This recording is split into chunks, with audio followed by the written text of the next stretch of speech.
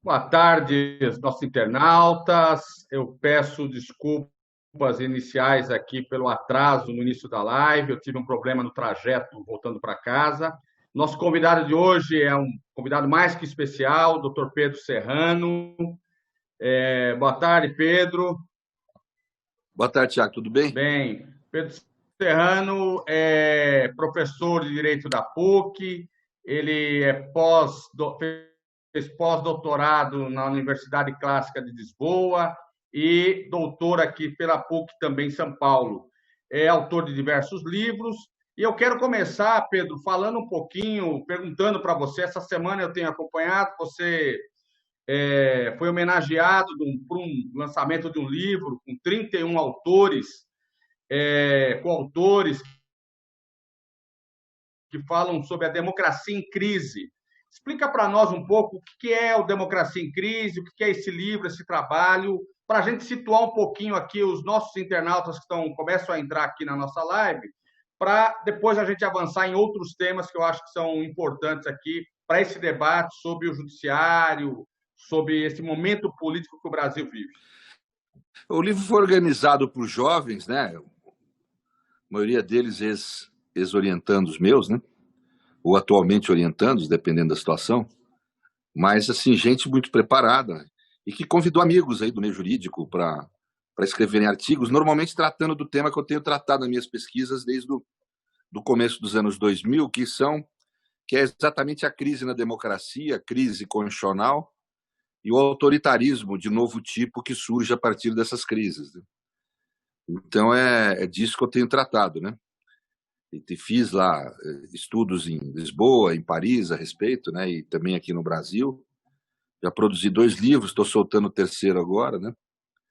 E vários artigos, tal, né? Então é o tema que eu tenho tratado, por isso que eles têm os artigos em geral tratam desse tema, são críticas ou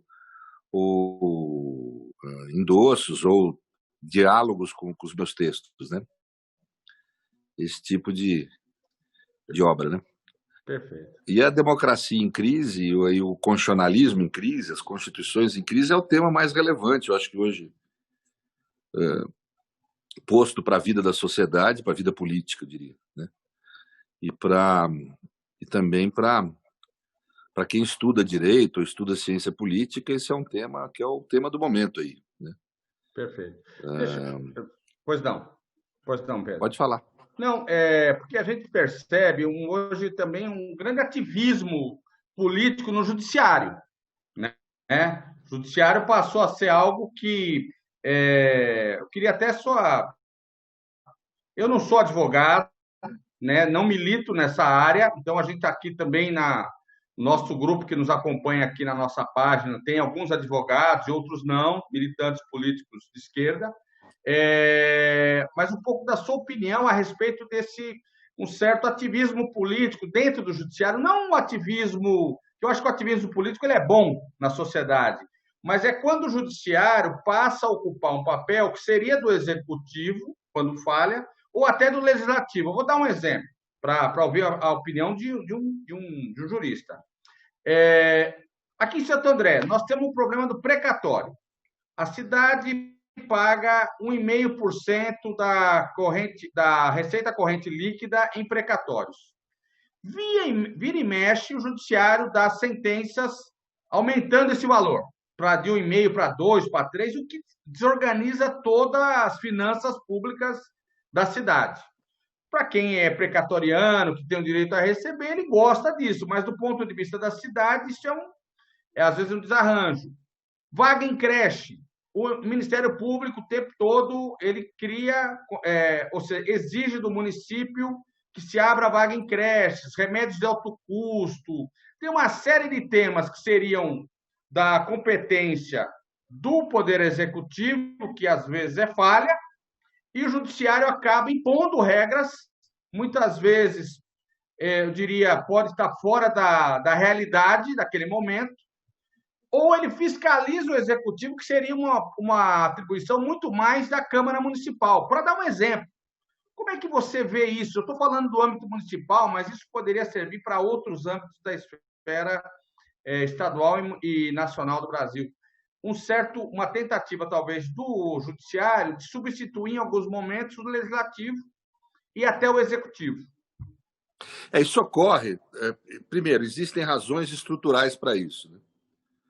As condições do pós-guerra, elas se caracterizam por ter transformado o conceito de democracia. A democracia deixou de ser visto só como soberania popular ou só como regras de disputa, né, entre interesses conflitantes no interior da sociedade, e ela passa a ser vista como soberania popular, como procedimento, mas também como defesa de direitos, né?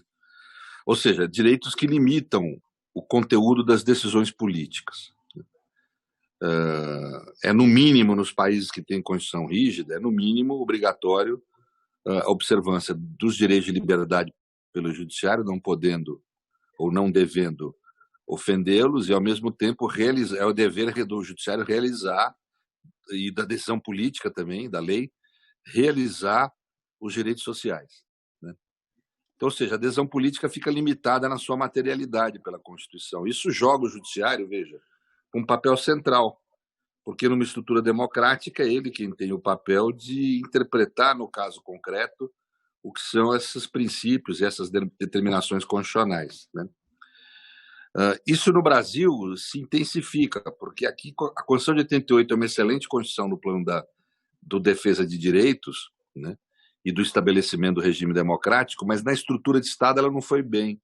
Sim. Ela misturou um modelo norte-americano de judicial review com um modelo de Corte Constitucional Europeia. Isso gerou uma disfunção, porque no modelo americano é o judiciário que faz o controle de constitucionalidade no caso concreto, João contra José. E aí a decisão dele forma precedente, obrigando os casos análogos a serem julgados daquela mesma forma pelos tribunais inferiores. Mas ele não anula a lei. Ele não anula ato administrativo. Na Europa, você tem cortes constitucionais que julgam em abstrato, verificam se a lei é constitucional e anulam a lei ou anulam o ato administrativo, o decreto e tal. Só que quem faz isso é uma corte constitucional, que não é ligada ao judiciário. É uma corte que representa a sociedade e os três poderes, e anula ato dos três poderes. Perfeito. Então, não é um poder anulando o ato dos outros. Aqui no Brasil, nós juntamos dois modelos. O nosso Supremo Tribunal faz judicial review, faz controle de constitucionalidade em casos concretos, mas também faz em abstrato, as ADINs, as ADPFs, né? Faz controle em abstrato. E, ao fazer controle em abstrato, se autorizou um poder a ter o poder de anular ato dos outros. E é pior do que isso. Aqui no Brasil, desde a década de 40, vem se fortalecendo a figura do relator nas cortes, nos tribunais. E hoje nós temos relatores todos poderosos no Supremo, ao ponto de uma emenda constitucional, que é aprovada por 3/5 do Congresso, pode ter seus efeitos suspensos pela decisão de um ministro togado, que não foi eleito. Vejam que a gente naturaliza tanto isso e convive tanto no dia a dia que a própria classe jurídica nem nota esse fenômeno. Nem dá bola, mas na realidade isso é a radicalização de um problema muito grande. Veja que o mundo já discute formas de soft review, ou seja, de poderes limitados do judiciário ao controlar a constitucionalidade de leis. No Canadá, por exemplo, o judiciário pode declarar inconstitucional uma lei, mas o legislativo, se quiser, anula a decisão do judiciário. E vale a vontade do povo, a vontade do legislativo. Perfeito. É um mecanismo de soft review. Você tem na Europa um mecanismo que chama procedurização, que o tribunal faz negociação entre os setores sociais envolvidos, né? No sentido de que, para a preservação da paz social, às vezes é melhor não ter lado derrotado nessas questões, né? Então, no momento em que o mundo procura amenizar os mecanismos de poder do judiciário, aqui no Brasil nós vivemos, né? E aqui houve também um problema que daí não é da estrutura, é de fato, é da cultura, é dos homens que aplicam a Constituição, que é o abuso nas prerrogativas judiciais, né? E o ingresso do judiciário em ações de natureza política, no fundo. Ou criando novas normas, que não deveria fazer, ele deveria ser um órgão subordinado de aplicação das normas existentes e não de criação de novas regras, né? Quando faz isso, invade a competência do legislativo, suspendendo ou retirando validade de atos do executivo que são manifestação da soberania popular e que ele deveria deixar o executivo decidir. Ele quer se colocar no lugar do chefe do executivo ao decidir, né? Sim. Então, essa é uma dimensão. E a pior dimensão delas, a meu ver, são os processos penais de exceção, né, numa estratégia de lawfare, né, em que o sistema de justiça, e não é só o judiciário, é o sistema de justiça como um todo, muitas vezes com apoio da mídia, espetacularizando os processos penais, leva à punição de pessoas, de líderes políticos, por processos que têm uma aparência de constitucional, uma aparência de legalidade, uma aparência de democráticos, mas no conteúdo são políticos, não jurídicos e tirânicos de combate ao inimigo. Perfeito. No conteúdo material deles, né? E esse é o pior tipo de ativismo judicial que nós temos, porque ele massacra os direitos humanos da pessoa. Sim. Então é esse o fenômeno que nós temos hoje. Deixa praticamente sem defesa o outro lado, né? Eu acho que o sistema de justiça na América Latina é o agente de uma nova forma de autoritarismo que existe no mundo, que é o autoritarismo líquido. Tá. Aquele que não se dá por ditaduras, mas se realiza por medidas de exceção no interior da democracia. Aqui na América Latina não é o executivo que é um soberano fundamental que agencia essas medidas de exceção. Desde a década de 90 tem sido o sistema de justiça quem tem agenciado, né? E agora, a novidade na última eleição é que integrantes desse sistema de justiça passaram a integrar o bloco de poder político do país, né? Fundando um novo sistema político, um sistema de extrema-direita que nós temos aí. Ô Pedro, só para permite chamar de Pedro, Claro. Até emendando essa discussão, que eu acho que é para a gente colocar aqui para quem está nos acompanhando, como é que você avalia o processo conhecido como Lava Jato? Foi algo recente, porque eles naturalizaram a condenação do ex-presidente Lula, de vários integrantes da política brasileira. A mídia sustentou isso que você falou o tempo todo, uma versão que era a versão dita oficial da justiça. Depois a gente começa a acompanhar com os vazamentos da Intercept, já começa a ficar claro que tinha alguma coisa podre por trás disso. Poucas vozes se levantaram, falaram sobre isso durante o processo, né? Até gente da esquerda vacilou muito em relação a bater na Lava Jato, né? Eu me lembro que eu tive uma oportunidade de fazer uma conversa com o Gessé Souza. O Gessé batia muito na Lava Jato, né? E teve gente que o tempo todo, não, veja bem, e a gente percebe assim que a Lava Jato foi eu diria, eu não sou advogado, mas foi um grande golpe que foi dado na democracia brasileira, né? De tirar o principal adversário, o principal concorrente político, o líder popular da disputa, e viabilizou tudo isso que nós estamos. Como é que você avalia esse processo que foi conhecido como a Operação Lava Jato? Que está em curso ainda, meia já decadente, mas ainda está aí. Eu creio que nós tivemos, desde a década de 90, a semente está na década de 80, mas é na de 90 que se cristaliza, a formação de uma nova forma de autoritarismo no Brasil, como eu falei, que vai sendo constituído por processos penais de exceção no interior da guerra às drogas, né? O que a gente observa na jurisprudência do tráfico de drogas da década de 90 é que os réus vão sendo condenados cada vez por um estándar probatório mais reduzido e mais, vamos dizer, redução concreta do seu direito de defesa. Isso vai se reduzindo intensamente. Ou seja, eles vão deixando de ser tratados como réus, como cidadãos que erram, e passam a ser tratados como inimigo, num processo que tem a roupagem, a maquiagem de um processo penal, mas no fundo é uma ação política de combate ao inimigo para realizar controle social com a juventude pobre e negra das periferias, né? Isso desenvolve essa técnica do processo penal de exceção, que vai sendo desenvolvido como elemento aglutinador também, cada vez mais de um movimento da sociedade, parte da sociedade civil, de extrema-direita, que, grosso modo, eu diria que combate o Estado democrático de direito e busca a formação de um Estado securitário ou de um Estado de polícia, né? Apelando a razões concretas verdadeiras, como segurança pública e tal. Só que dando uma solução simplista para o problema. Tem muito bandido? Mata o bandido. Bandido é que nem biscoito, você mata um, vem 18, né? Não tem como. Porque não é assim que se resolvem as coisas. Mas, de qualquer forma, tanto que só cresceu o número de bandidos na sociedade, violência. Eles não resolveram nada com isso aí. Começa com o Esquadrão da Morte, lá, o primeiro na década de 70. Até hoje, só aumentou o número de crimes, só aumentou brutalmente a violência. Nós saímos de um número de homicídios razoável no fim da década de 80. Hoje é o país que mais tem homicídios em números absolutos do mundo. Sim. Tem a polícia que mais mata e morre no mundo também. Saímos de um número razoável de aprisionamentos para ser o terceiro país que mais aprisiona no planeta. Né? Então, realmente, nós não estamos falando de pouca coisa. Agora, ali se desenvolve uma técnica, que é essa técnica da medida de exceção ou do processo penal de exceção. E isso vai migrar para a política no caso do mensalão. E pior, vai receber um reforço das próprias gestões do PT, que vão produzindo nova legislação penal de exceção. A lei de delação premiada foi feita no governo do PT, a lei de organização criminosa, a lei que reduziu ou extinguiu certos tipos de prazo de prescrição, a nova lei de corrupção, tudo é produzido em governos do PT. Sim. Né? E a migração, e o caso do mensalão é muito importante, a turma não lembra. Mas foi ali que você passou a ter lideranças políticas condenadas, como Zé Genuíno, Zé Dirceu, em processos com standard probatório reduzido ou inexistente. Né? São fraudes, não são processos.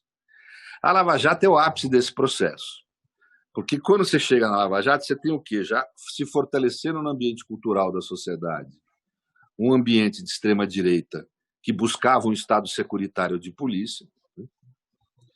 Aquilo vem fortalecido por esse mecanismo de medidas de exceção praticadas pelo sistema de justiça no interior do direito penal comum. Veja que os líderes de esquerda foram acusados por crimes comuns, corrupção, etc.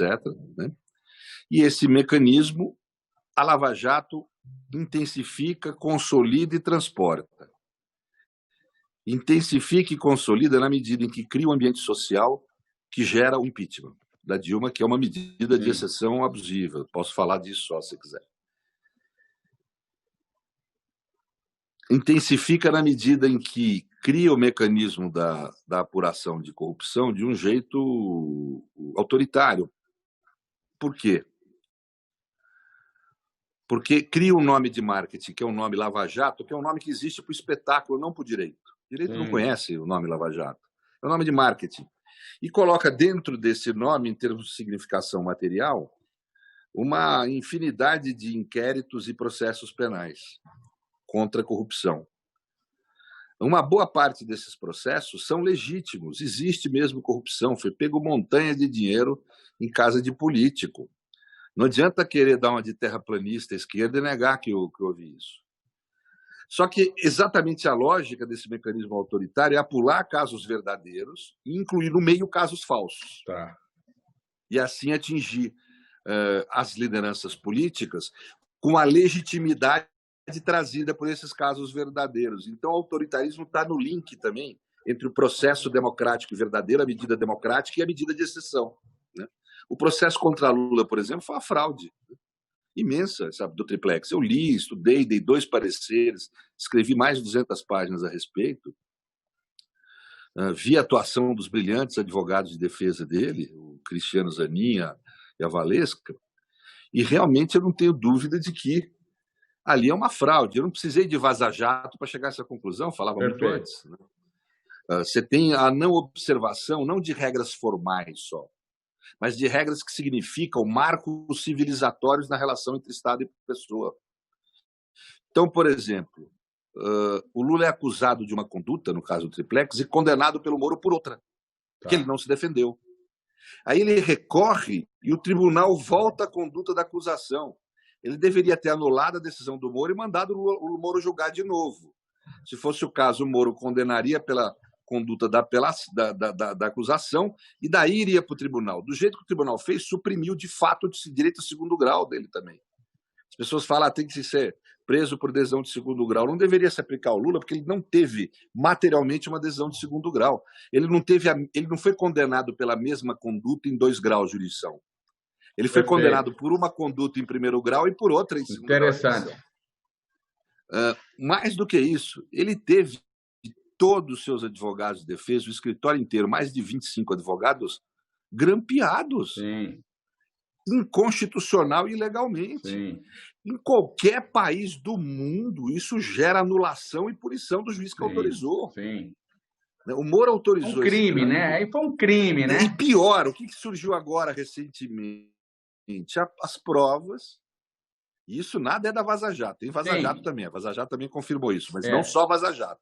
Surgiram as provas de que a acusação deveria, óbvio que ao ver que não tem nenhum advogado envolvido em crime, são os advogados de defesa, o que tem que fazer? Queimar, destruir aquelas gravações. Pois ele mandou para a acusação e a acusação usou daquelas gravações onde estava a estratégia de defesa para armar sua estratégia de acusação. Tem organogramas feitos pela acusação a partir dessas gravações e tal. Ou seja, não houve direito de defesa de fato, uma agressão profunda ao exercício da advocacia. Qualquer país civilizado do mundo anularia o processo e puniria os procuradores e o juiz. Aqui nada disso aconteceu e nem acho, francamente, que vai acontecer. Então, isso eu estou dando só 2, tem mais vários outros, nulidades por normas muito intensas. O standard probatório usado para condená-lo é ridículo. É uma fraude.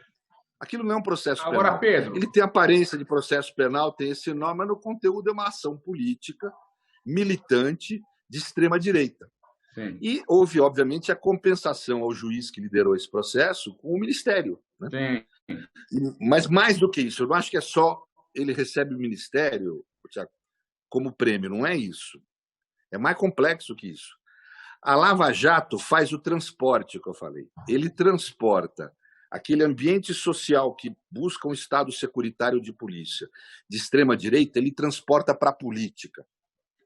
A Lava Jato cria o bolsonarismo. O bolsonarismo não é um movimento de Bolsonaro. Ele é um fenômeno mais complexo. Captura o Bolsonaro nas margens da política, no ambiente marginal da política, e transforma ele numa liderança carismática. E compõe um novo bloco de poder. Deixa de existir aquele sistema político, o PSDB, inclusive essas medidas de exceção em processo penal de exceção vão muito além do PT, acaba atingindo o PSDB de forma branda, mas atinge, PMDB, etc.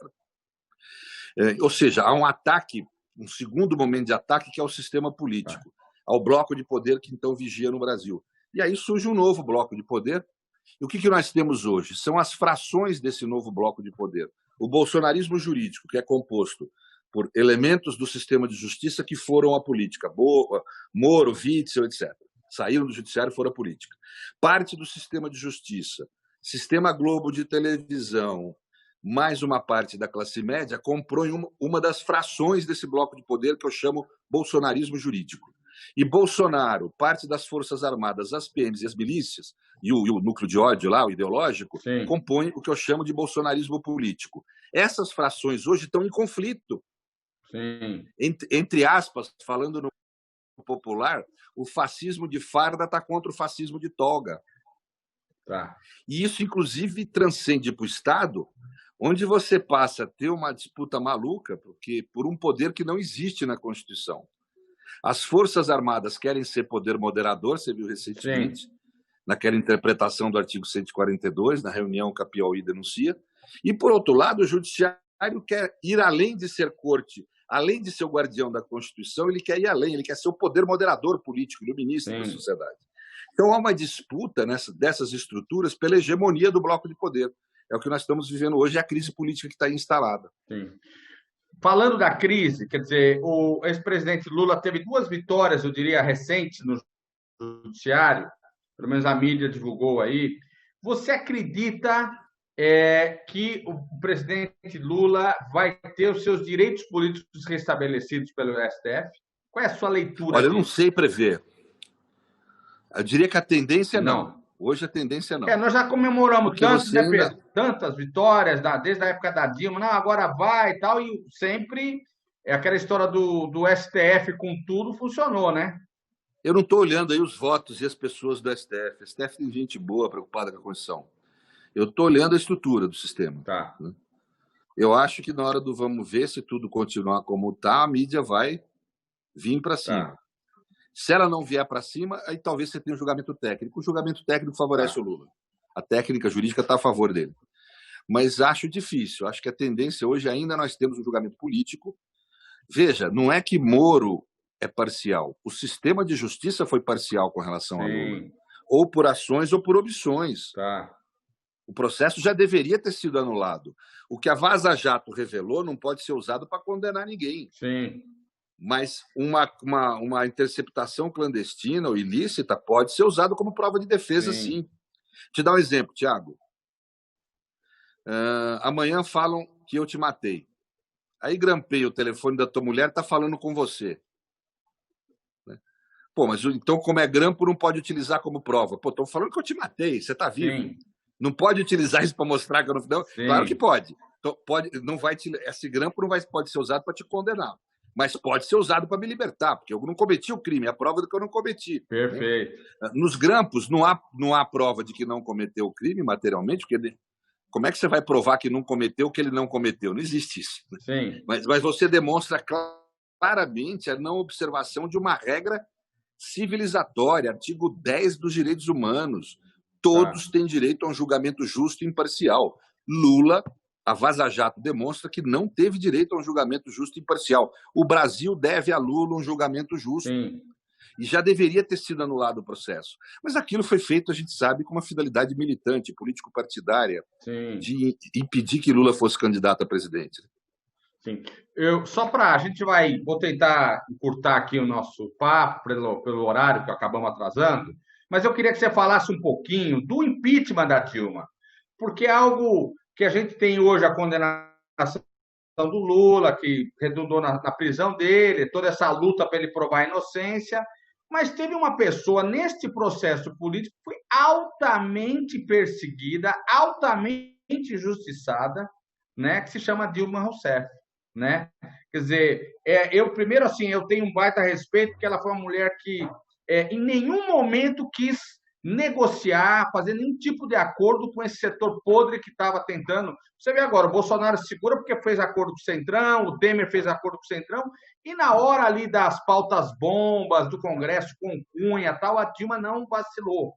Pagou por isso, né? Talvez outras pessoas fariam diferente, pagou por isso, mas saiu com dignidade. E a gente vê que foi uma grande armação de um setor da elite para pôr a mão nas riquezas do Brasil. Nós estamos vendo o Petrobras ir embora, a Embraer que foi, uma série de empresas, indústrias nacionais, interesses nacionais que estão sendo destruídos de conquistas de décadas. Como é que você vê hoje, né, todo esse processo de impeachment? Acho que você já falou bastante, né, já tem claro um pouco a sua opinião sobre isso, mas para quem está nos acompanhando aqui, você falaria sobre o processo de impeachment da Dilma? Ele foi um estágio nesse processo, né? Como eu te falei, começa na década de 90, né? E a aliança de interesses de certas corporações de Estado em criar um Estado securitário de polícia, interesses do capital financeiro de se apropriar de forma mais tranquila do orçamento público, né? Interesse do estratégico internacional em destruir o capital produtivo de infraestrutura brasileiro, né? É uma série de interesses que se reuniram aí, né? Compondo o novo bloco de poder que hoje está em crise, né? E o impeachment de Dilma foi um momento fundamental. Acho que foram dois momentos fundamentais: o impeachment de Dilma e a prisão de Lula. Esses foram os dois momentos fundamentais desse processo mais recente, né, no plano da política. O impeachment de Dilma foi inconstitucional. É importante esclarecer para as pessoas, né? O impeachment ele tem duas dimensões, uma jurídica e uma política. A jurídica é que, para poder decretar o impeachment do presidente, ele tem que ter cometido o crime de responsabilidade. E o político é que o parlamento, mesmo o presidente tendo cometido o crime de responsabilidade, ele pode resolver não decretar o impeachment do presidente. Ou seja, uma adesão livre dele. Ele não está obrigado a decretar o impeachment quando ele comete crime de responsabilidade. Mas para caracterizar o crime de responsabilidade, não basta ter a conduta enquadrada naquela lei lá da década de 50 que caracteriza as condutas de crime de responsabilidade. Não é errado interpretar a Constituição pela lei. A lei tem que ser interpretada pela Constituição, a partir da Constituição. E a Constituição de 88 estipula que só pode ser considerado crime de responsabilidade o atentado à Constituição, ou seja, não a ilegalidade normal, não a inconstitucionalidade normal, mas algo extremamente grave, que é um atentado à Constituição. Quando você flexibiliza esse conceito e considera uma conduta contábil, como foi as chamadas pedaladas fiscais, que era uma conduta praticada por todos os governos anteriores, né? Quando você considera isso ao ponto de considerar um crime de responsabilidade, é evidente que você está banalizando o conceito de crime de responsabilidade, está vulgarizando e está utilizando da Constituição para golpear a própria Constituição. A palavra golpe, até não uso nos meus trabalhos técnicos, uso a expressão medida de exceção, mas a palavra golpe para designar impeachments inconstitucionais como o de Dilma não foi criado nem pela juventude, nem pelos políticos de esquerda no Brasil e na América Latina, não. Quem criou foi talvez o maior filósofo político da segunda metade do século XX, começo do século XXI, filósofo jurídico, perdão, filósofo do direito. Um dos maiores teóricos da história do direito, que pelo menos da história recente do direito, que é um teórico norte-americano que já faleceu, que chama Ronald Dworkin. Enquanto ele estava vivo, ele era chamado do maior teórico do direito do mundo anglo-saxão. Ele escreveu um artigo para a revista The New Yorker, chamada Kind of Coup, um tipo de golpe, onde ele, analisando o processo de impeachment do presidente Clinton, ele observava que o uso banal do impeachment no presidencialismo democrático é uma forma de você subverter a Constituição democrática. Sim. E que o impeachment deve ser encarado da mesma forma que o uso de uma arma nuclear numa guerra, só em situações muito radicais, muito extremas e muito de emergência. E não foi isso que ocorreu com Dilma. Você pegou um ato banal dela, quando muito uma irregularidade nem praticada por ela, mas pelos órgãos técnicos da administração, né, que se repetia a vários governos, e elegeram isso como sendo um grave atentado à Constituição. Não é verdade, isso não tem nenhum sentido. Isso, obviamente, é só uma roupagem jurídica que quer se atribuir a um ato golpista, a uma medida cujo conteúdo material é tirânico, despótico, suspensivo da normalidade democrática, né? E foi o que ocorreu no país. E aí foi o início desse ciclo final da ascensão ao poder da extrema-direita populista. Né? Foi o início desse ciclo final. O ciclo histórico vem desde a década de 90, meu ver, mas o ciclo, a etapa final vem desde a Lava Jato e do impeachment de Dilma. Pedro, eu primeiro quero agradecer. Estamos chegando aqui no nosso time, já são 17 horas. Acho que a gente poderia conversar aqui muito mais. Acho que você é eu diria, um craque aí do direito, nos dá luzes para esse debate. Acho que é sempre bom te ouvir, né? Então, eu quero primeiro te agradecer o convite que você aceitou prontamente. Imagine. Me desculpar aqui pelo atraso, que eu cheguei do trânsito correndo, né? Mas o debate foi bom. Quero te convidar em outra oportunidade para a gente aprofundar esse debate, né? Eu sei que o seu tempo é escasso, mas se tiver Imagine, mas é um prazer, Thiago. Te admiro muito. Eu queria que você deixasse aqui uma mensagem para os internautas que estão nos assistindo, né? Estão nos acompanhando.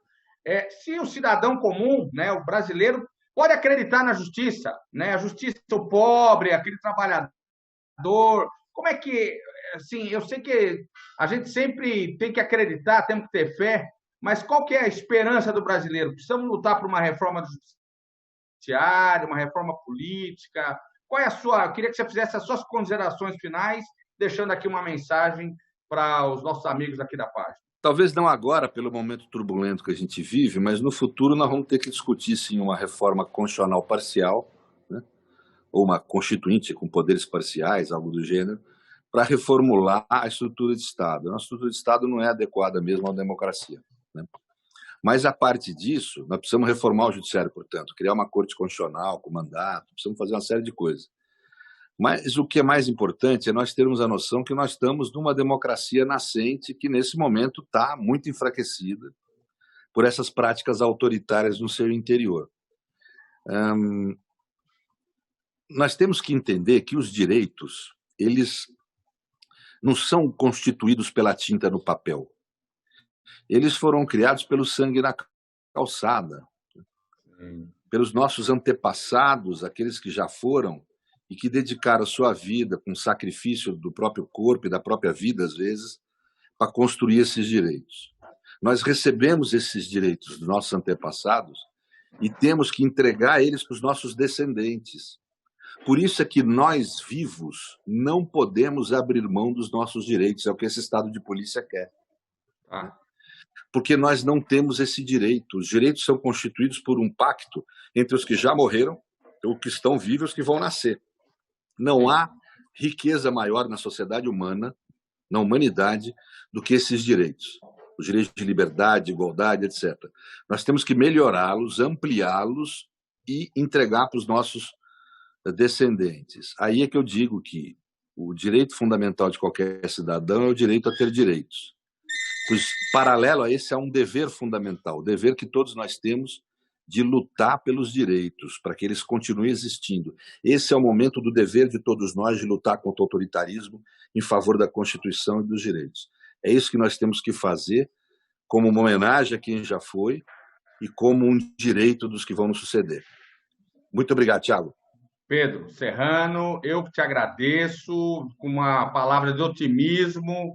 Eu encerro aqui a nossa live. Quero agradecer de coração, né, Pedro Serrano, que nos deixou aqui, deu uma aula aqui de direito, de defesa da Constituição, e chamando um chamamento a todos nós a lutarmos pela democracia, a defender os nossos direitos. Parabéns, muito obrigado, Pedro. Fica na paz. Denis? Denis?